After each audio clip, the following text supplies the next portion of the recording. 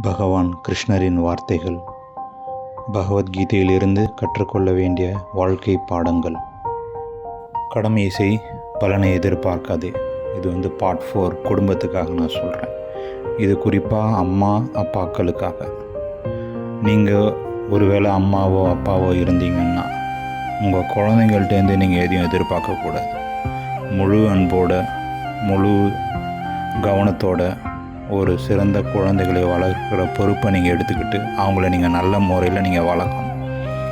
வயசான காலத்தில் உங்களை கவனிச்சுக்கலாம், கவனிக்காமையும் போகலாம். அதை அவங்க மேலே நிர்பந்திக்கக்கூடாது. அதுதான் பலன். என்ன நல்லா கவனிச்சுக்குவாங்க வயசான காலத்தில், என் பொண்ணும் இல்லை பையனோ அப்படிங்கிற பலனை எதிர்பார்த்து எதையும் செய்யாமல் உங்கள் கடமையை நீங்கள் செய்யுங்க. பலன் கண்டிப்பாக நல்லதாக வரும்னு நாம் நம்புவோம். ஆனால் அதை திணிக்கக்கூடாது உங்கள் பசங்க மேலேயே.